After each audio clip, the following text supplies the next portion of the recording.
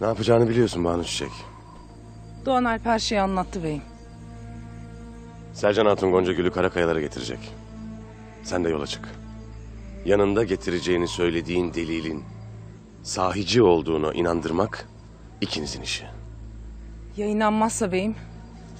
Cinayetlerin ortaya çıkmasından o kadar çok korkacaklardır ki inanacaklardır.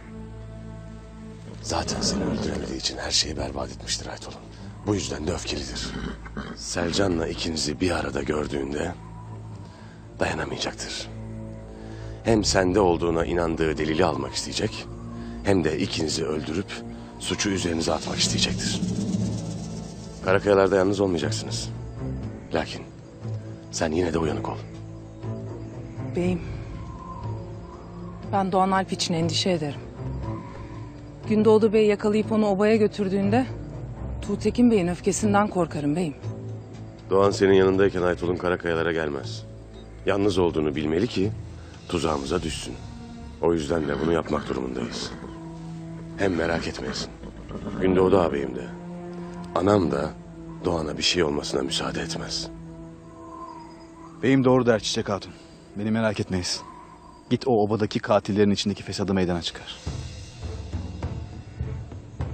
Yolun açık olsun.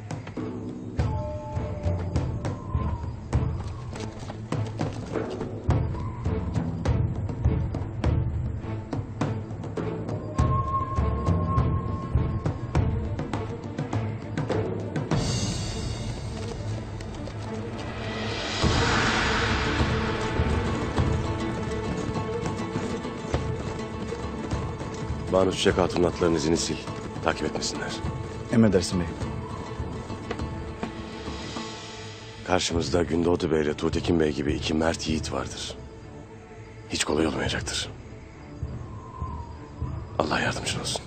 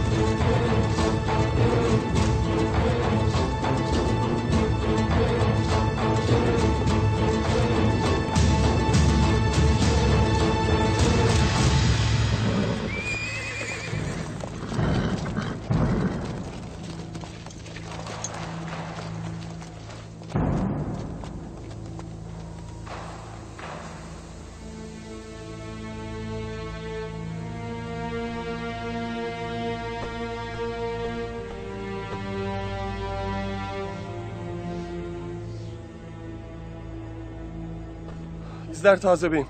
Uzaklaşmış olamazlar. İyi, uçağa ayrılacağız. Sağ ve soldan siz Kurt Boğazı'nı sarın. Emredersin beyim.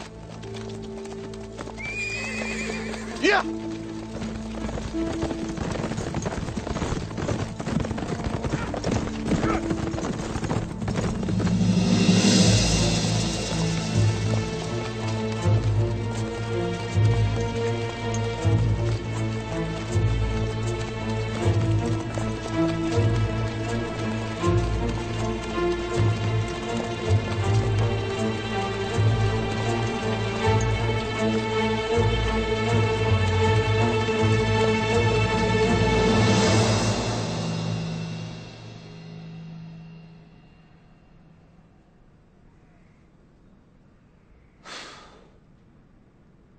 Destur var mıdır Gümüştekin Bey'im?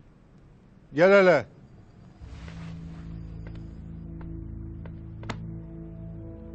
Emir Saadettin Köpek'ten mektup getirdim.